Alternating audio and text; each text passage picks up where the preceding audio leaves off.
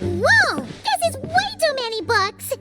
Considering this library organizing job was classified as a premium commission, Paimon came mentally prepared, you know?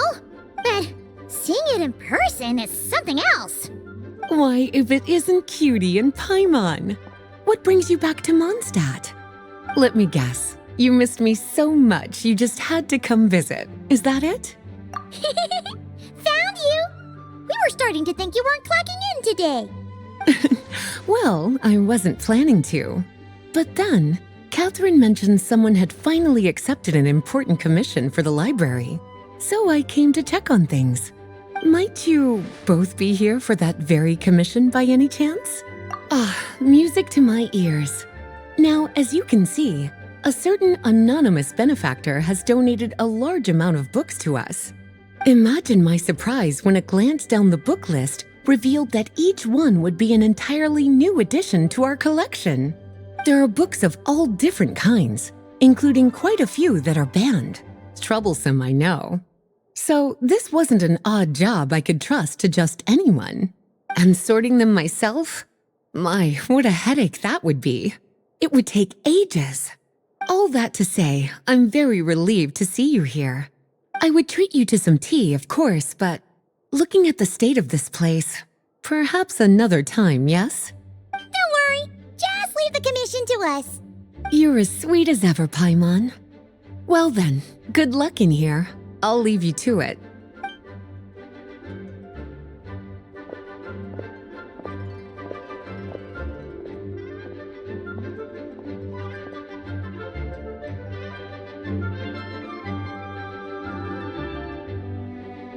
Finally! We made it to the last stack! What even are some of these books? A Hilichurl's Guide to Running for Your Life? Do Hilichurls even read? Oh, and Basics of Whopper Flower Cultivation. Who'd grow one of those, anyway? And what's this one? The Little Witch's Dictionary? Huh. That title's kind of suspicious. And did we already sort this area? Did you notice it earlier? Huh. Well, witches always make Paimon think of, you know...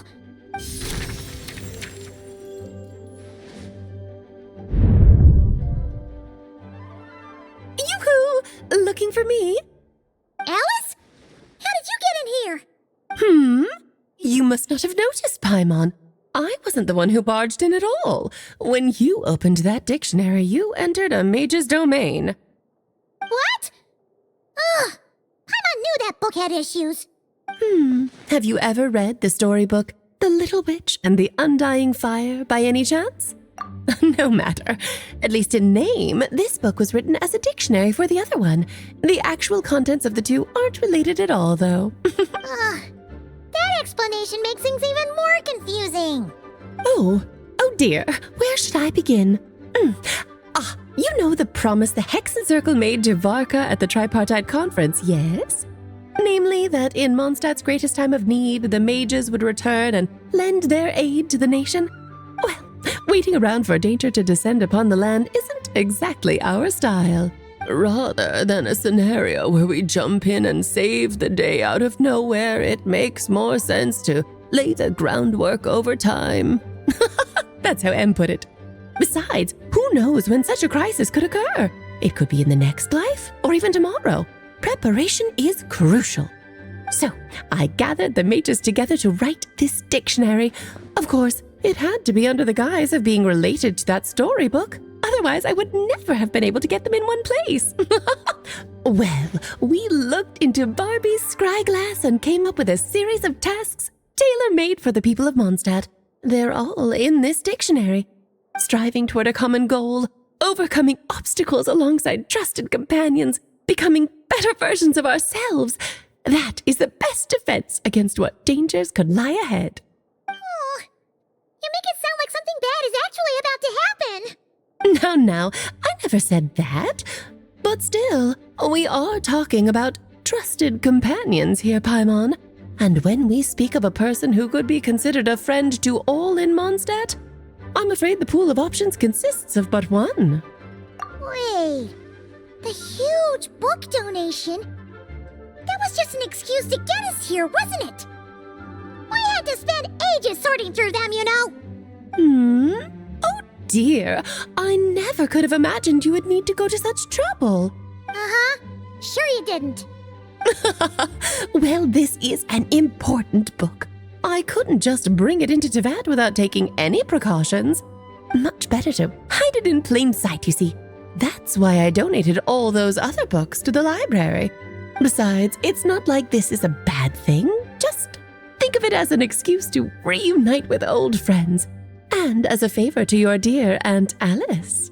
Okay. If the goal is to help the people of Mondstadt, then we're in. We'll take the dictionary. And the next time we run into our friends, we'll pass your tasks and stuff along, okay? Wonderful. Then I'll let you get to it. Have fun!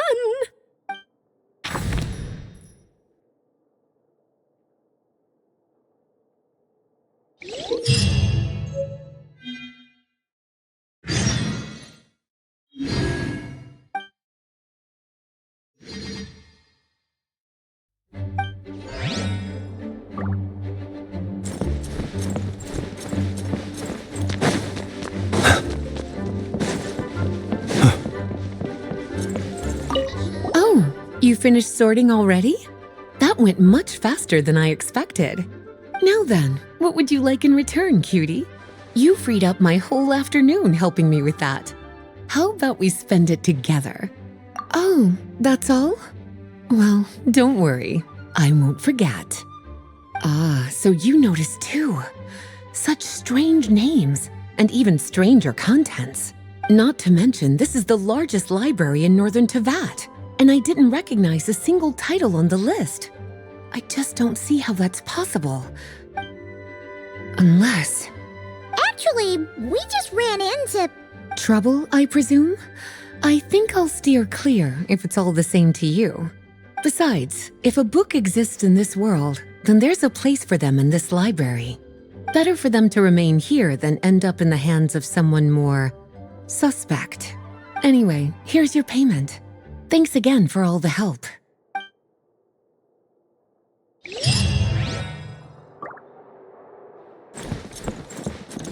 Please be quiet within the premises.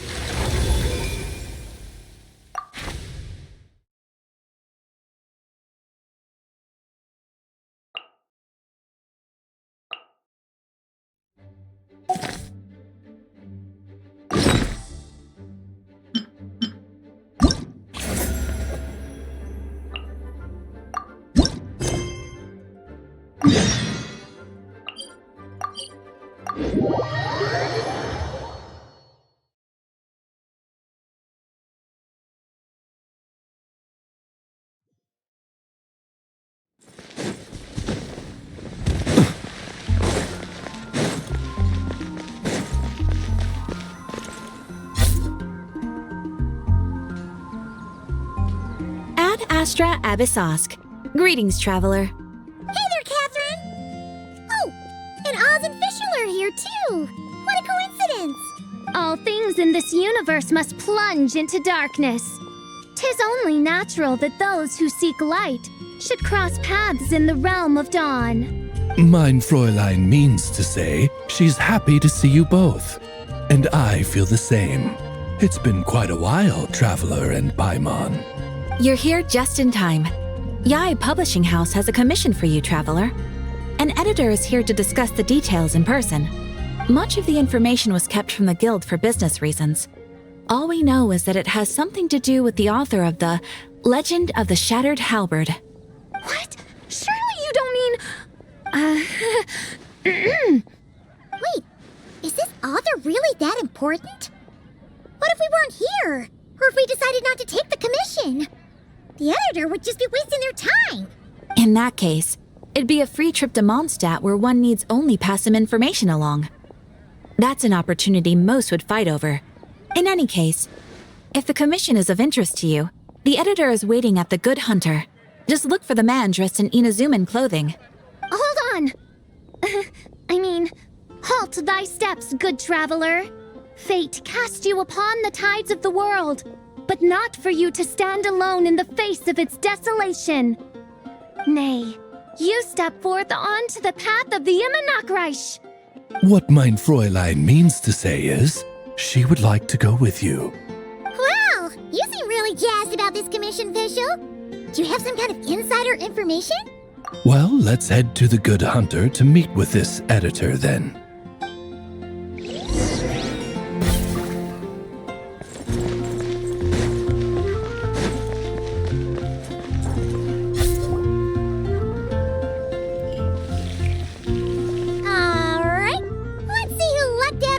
Free trip to Mondstadt.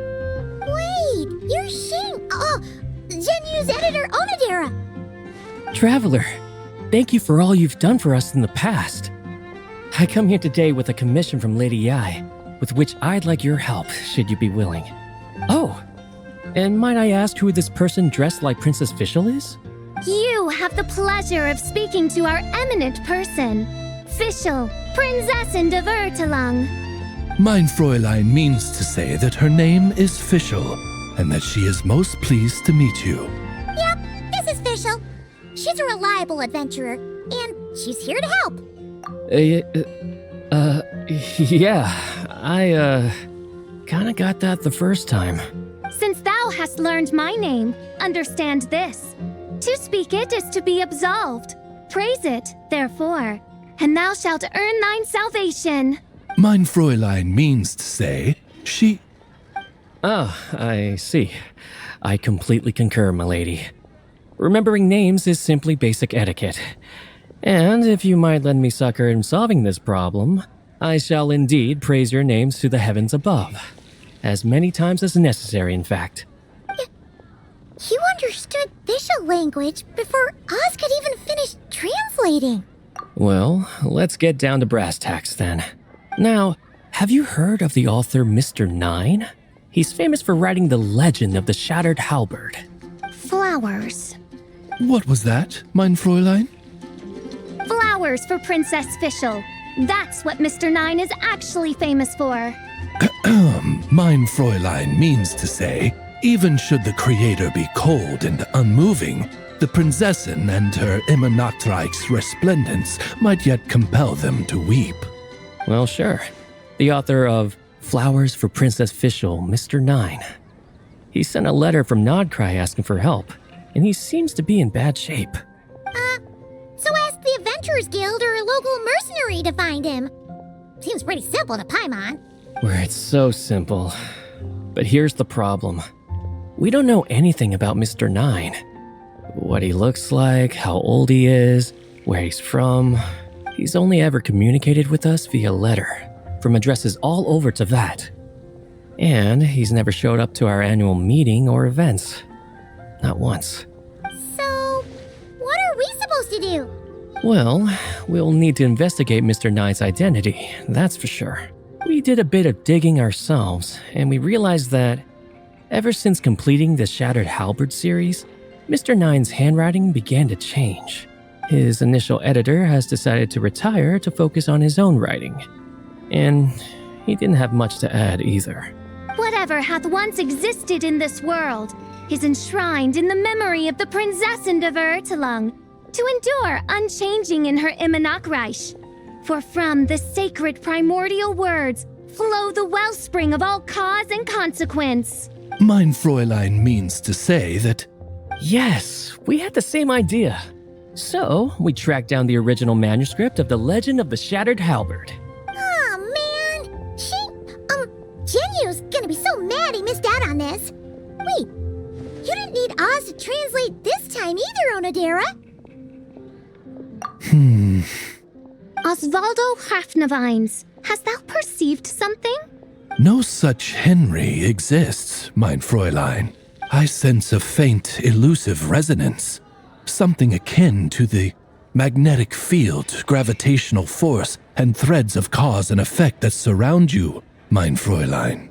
Isn't that interesting? Well, in the end, our only takeaway was that the design and craftsmanship of the paper point to it coming from Qingsa village in Liyue. Huh. Could Mr. Nine be from Liyue then? No, wait. If we're talking authors from Chingsa Village specifically, no, it couldn't be. Could it? Chong the Ninth? Ah, I've heard of him. He won a Best New Author award for the first apprentice of Guhua. It matters not. Though the Saint of Tears and the Saint of Atonement perform manifold labors on divergent principles, their power flows but from a single source. Mr. Onodera, if you please. Wait, Oz? It's great that you trust Onodera and all, but we're still in the dark over here. You speak true, Mind Princessin. Even if Chong the Ninth doesn't turn out to be Mr. Nine, he's still an author, and he could have had contact with him. I think it's a good place to start. Yeah. Well, either way, I appreciate the help. I'm counting on you.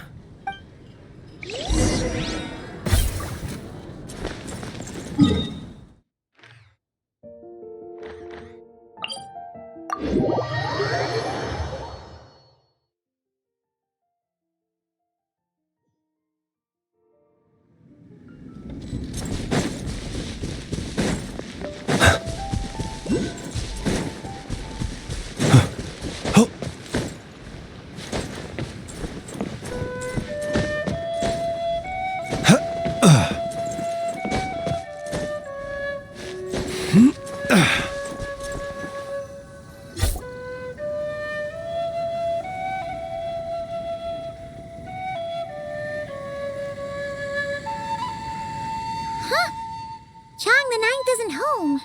It doesn't look like there's anyone around we can ask either. Shall we wait? Seems like that's all we can do. Still, could his absence mean that he really is Mr. Nine, now kidnapped and sent to Nodcry? Perhaps we should have a look around his house. Barging in without permission seems wrong. But if he really is Mr. Nine, then... Okay, let's do it.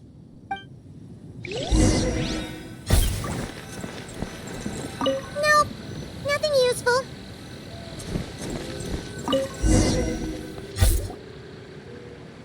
Just seems like a bunch of ordinary stuff.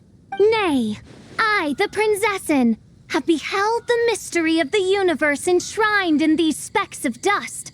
What hath been revealed is the very fount of wisdom. Ever does it flow toward the shores of truth. Mein Fräulein means to say she thinks this is a clue. Wait,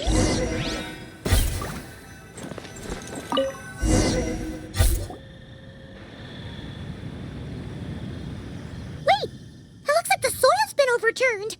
Oh no, did some kind of overzealous fan have buried him in here?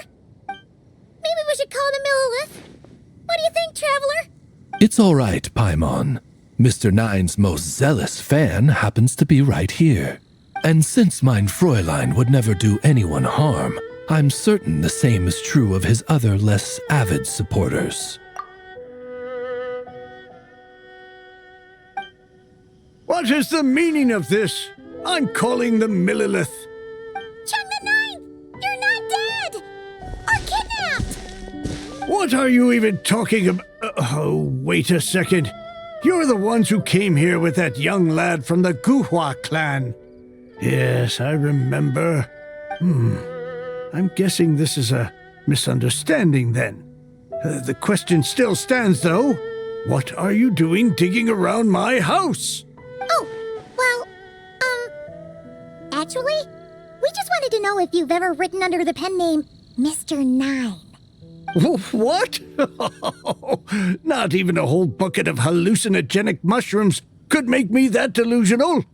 No. If I were Mr. Nine, why in the world would I enter all those writing competitions? To what? Demolish the competition from the shadows? Yes, doing a real bang-up job, aren't I? My submission's never even been selected. The classic archetype of the boy hero is outdated. That's the kind of critique I get. Even opening with a plot twist or disguising your hero as a fool is falling out of fashion.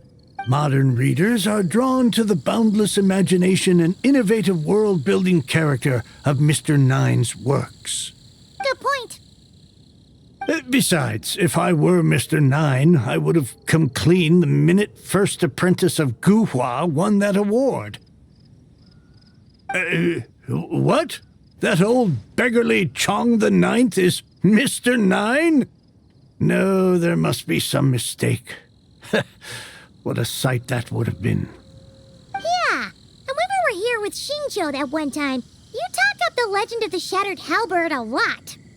If you were the one who wrote it, that'd be like Jean complimenting herself for being a good knight. It just doesn't add up. In any case, while this gentleman isn't the Mr. Nine we're looking for, I sense something of interest on his person. It's a peculiar signature, the same threads of fate I sensed on you, mein Fräulein, and on the manuscript. I believe the traces are related to Mr. Nine, and it appears I can track them. Hey, that's perfect! Once we head to Nokrai, you should be able to find Mr. Nine, no problem then. But back to the signature. What were you doing before this, Chong the Ninth? Oh, well, I ran out of manuscript paper, so I went to buy some. I'm particular about that kind of thing. Creation of literature demands the highest quality. Ah, no wonder. Mr. Nine uses the very same type for his manuscripts. Well, that explains it. Thanks, Chong the Ninth. We should get going. I'm not quite sure what I did, but you're welcome, I suppose. Farewell, creator of another world. Though I must say, the laws and narratives thou hast ordained can scarce compare to the dream dust sedimented in the Immenachreich. Mein Fräulein means to say, your writing isn't... Mein Fräulein offers her thanks.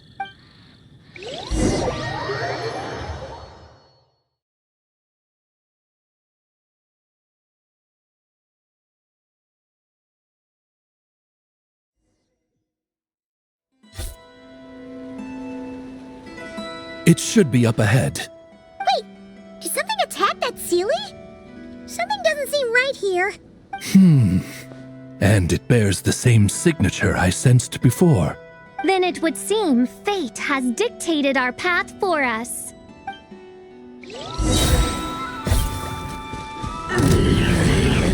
Death by royal decree! Wings of darkness, come, sever night from... You're the one! Ding-dong, Weatherpomp! In the dark!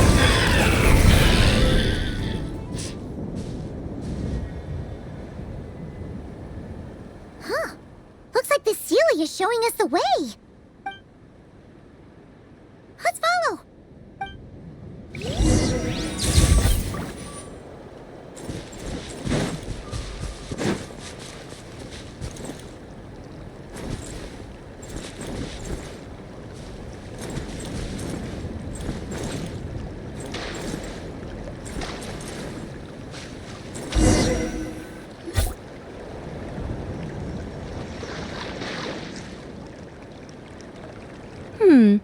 What are you doing here? Wait, that voice. It's Nicole! Also, that should be our line. We were looking for Mr. Nine and our search led us here, but now it seems we've found you instead. Ah, I see. Well, Mr. Nine is right here. Hello. What bizarre demarung is this? Never in 1,000 sunsets have I heard of such a thing. In truth, I too aspire to be an author. But I'm also partial to direct communication. Talking is rather inconvenient by comparison. And as I'm sure you can understand, writing things down is even more tedious. I thought perhaps if I found someone with whom I could share my ideas, it might give me the same release as writing. But then those stories would never see the light of day, which would be a shame. So I tracked down an old Sealy friend of mine and told her all the stories I was imagining. Then I sent her to find people with similar aspirations to write them in my stead. We even came up with several character traits to lend a certain authenticity to Mr. Nine. Her receding hairline was one of them, I think. Yep, I'm the one she roped into all this. Come now, it was beneficial for you too. By inhabiting those authors and mobilizing their language faculties, you were able to hone and eventually recover your capacity for speech. And anyway, an angel has always functioned like a sort of a flash of inspiration in someone's head. I'm sure it was like stepping into old shoes. So you, what, possessed people? Isn't that kind of intrusive? Oh, it's fine. She did it while they were sleeping. As long as the person is someone who dreams of creating worlds of their own, this inner writer within them will automatically awaken. Wait, but what about the letter and the strange intuitions Oz has been having? Nicole sent me to monitor the situation in Not Cry, and it's super dangerous, okay? So I needed some help. It's not like I have the knowledge or power of the heavens anymore. As for your friend over here, well, you see, when writing a story, it's not uncommon to incorporate certain half-true details. For realism's sake, you understand? Yeah, we've seen that before. A real curse was written into an Inazuman light novel once. Indeed. In a similar vein, Mr. Nine's stories are full of metaphors, including one for the creation of life. What it describes isn't made up, per se. We just never imagined someone would actually manage to use it. Until you came along, young lady. Mein Fräulein is speechless. So if I may ask in her stead, did she manage to use one of these half-truths in Mr. Nine's novels to create me? It was more like 70% made up, 30% true. No, it was 90% made up, 10% true. I thought it was too dangerous, so I changed it. See, I knew you'd never read my books. You don't seem too surprised, Oz. Well, I suppose I've vaguely sensed this since the beginning. Regardless, it is an honor to serve mein Fräulein. Well, once our affairs in Nodcry are resolved, Mr. Nine will be able to return home. Yes, just tell them that when you return. I don't want to be your eyes here. It's too dangerous. Oh, but, while you're at it, could you pass a message along to that guy in Chingsa Village? I've been splitting the royalties with him 90-10. His share's been buried in his yard all these years. Wait, what do you use the Mora for? I bury it and then lead people to the treasure. Guiding people is in our nature. It's what I love to do. Feel free to come search for my personal stash someday. I've buried it at the furthest end of the Immer Nachtreich. I will. I absolutely will. Mein Fräulein? And, I just want to say that I really like your books, Mr. Nine. What mein Fräulein means is, though the cosmos stretch forth in unending darkness, yet shall come an hour when all things shine. I'm glad to hear it. All in all, it seems you've already found my greatest treasure. All right, that settles that.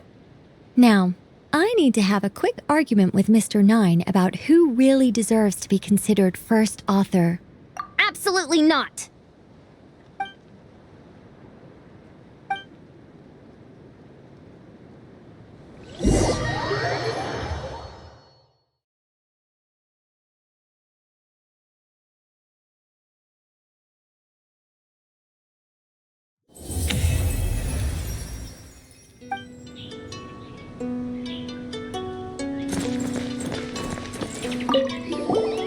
Oh, that's right. Just channel Mr. Nine. How would he write this particular essay?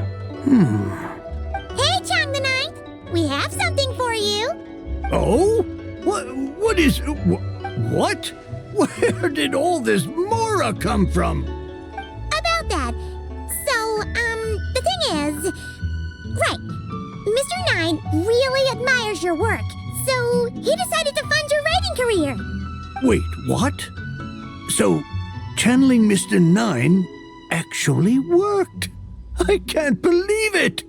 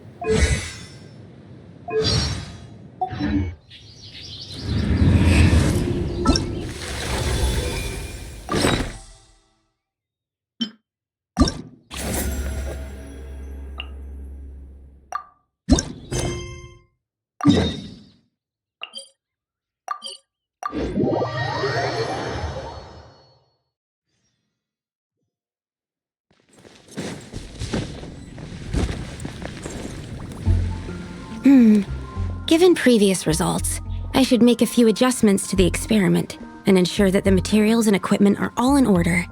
As for the potion I need to make... Oh, Traveler, Paimon, what brings you here? We're here to help with your task. We wanted to see if you could use some extra hands. My task? Oh, you mean the one Mr. Albedo told me about? The one from the Hexen Circle? Well, you're just in time. The experiment is ongoing, and I was just about to work on it. Ongoing? So, you've been working on it all this time? Yes. It aligns with other research topics I've been working on, so it hasn't been too much extra work. Still... What? Is there a problem with the experiment? I've been unsuccessful so far. Oh, so it keeps failing, huh? It's not as simple as just failing. The whole theoretical framework behind this task is a bit more complicated than I imagined. Oh, right! You still haven't told us what kind of experiment it is. One meant to develop a potion that can transform sweet flowers into a variant 16 times its normal size. That is to say, the formulation of botanical augmentation reagent type 4, iteration 7. As you can probably guess, this is my 7th time running the experiment. Wow! So, basically, we need to make growth serum. Or the 7th version of one. Well, yeah, that's about right. This is my 7th attempt. But I didn't make many adjustments to the formula this time, because both the theoretical principles behind this experiment and the products of the process prove there's nothing wrong with it. But you haven't succeeded yet, right? Yes. I'm thinking that it's not my current formula that is wrong, per se, but rather, some other key element is missing. Oh! Then Paimon knows just what to do. Yeah, we came here to do just that after all. Here it is. That said, I'm still missing 2 ingredients. Now that we can help with. What do we need to get? I need spring water from Springvale to use as the base, as well as Eye of the Storm fragments. But that last one could be tricky. We've got this! Let's go! Let's tackle the Eye of the Storm first.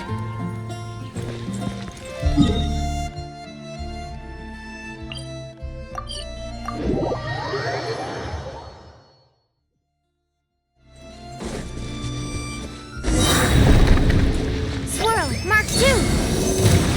Beware the creatures of the night.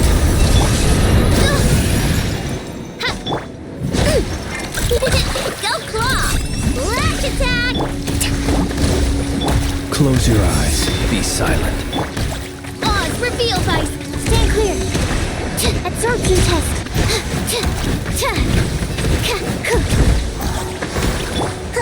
Alright, that's the first ingredient done!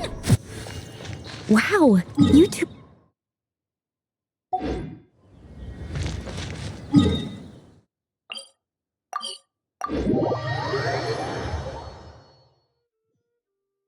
We can get the spring water down there. The high quality of Springvale's waters makes for a stable potion-making ingredient.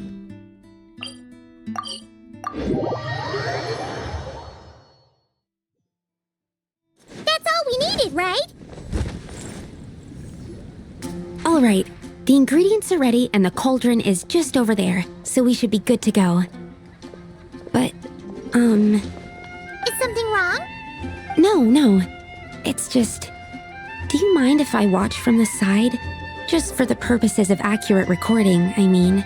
I know lots of people don't like being scrutinized during experiments, so... Thanks. Then, I'm ready to go whenever you are. I'll make sure to take detailed notes, too. So, are you ready to start the experiment?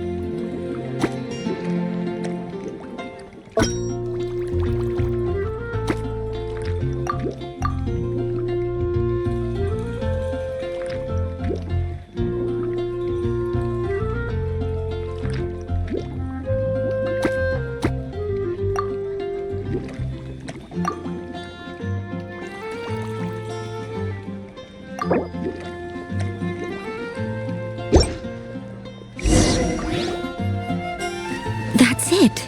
Your execution was perfect. Really? Yes, I don't see any flaws in the brewing at all. Let me extract some and test the product's composition. One moment.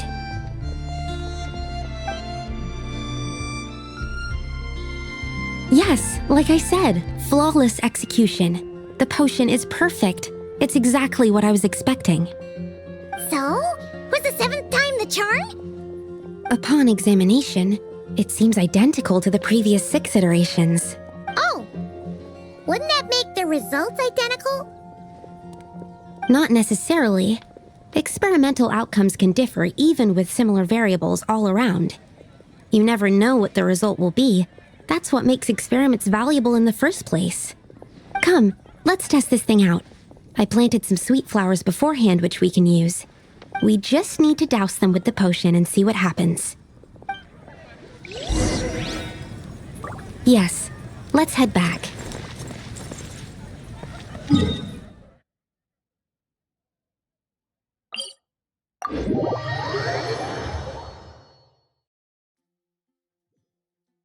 Each time the snow falls, that is the call of Snezhnaya, the land whence I hail.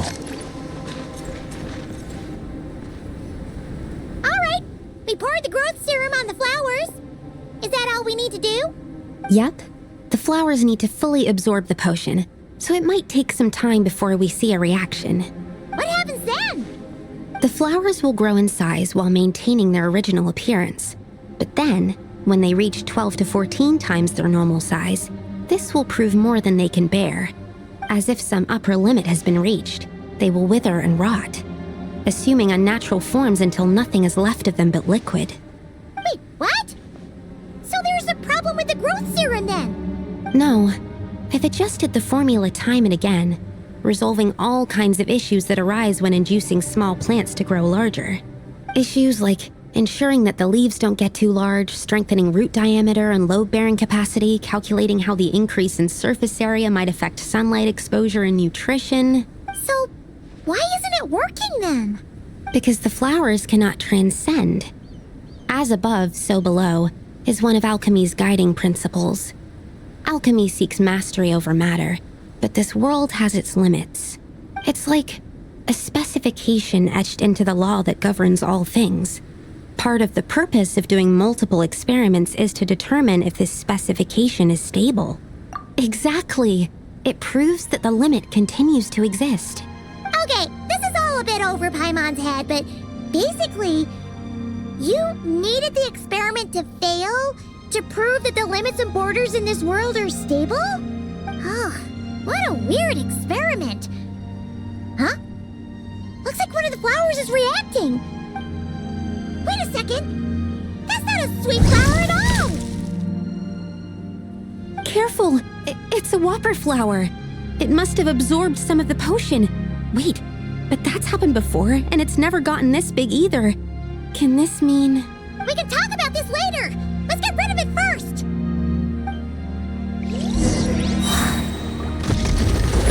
Animal hypostasis and your... You're gone! Ding dong water bomb! Observe, the night cometh. By royal decree.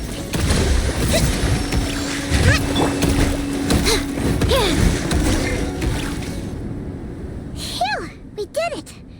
Even at that size, a whopper flower is just a whopper flower. But, was it supposed to get that big? I could only make a rough estimate during the battle, but it looked at least 16 times its original size, maybe even larger. This means that the experiment worked. Wait, but isn't that a good thing? I'm still not sure what the implications are, but if further attempts succeed in reproducing this result, that means that something's different. Perhaps the limits and laws of this world are changing due to some unknown factor. I can't say if that's good or bad, but from an alchemical perspective at least, expanded boundaries means that more possibilities are now open to us. Either way, this brings my task to an end. Seems so. That said, it could also be an effect of the person who made the potion. There could also have been something special about this particular whopper flower. There's a lot that still needs to be confirmed, so I suppose this task opens the way for further questions. Well, we're here if you ever need some help. Just think about it! Paimon could probably beat a whole gang of treasure hoarders to a pulp if you were 16 times bigger! I have my doubts. The only reason the serum worked on the whopper flower was because its internal structure was similar enough to a sweet flower. If you drank some, you might become 16 times bigger, but you might also turn into a plant-based life form. Yeah, nope. That's not happening then. Oh, by the way, Paimon wanted to ask, why is all your research focused on things like sweet flowers and sunsettias? Oh, that's simple. Both sunsettias and sweet flower nectar taste sweet. So in that sense, accidentally making a whopper flower 16 times bigger comes with a hidden benefit. Because whopper flower nectar... Tastes exactly like sweet flowers? That's right. Once I've extracted the sugar from the nectar, I'll give you some. You get it!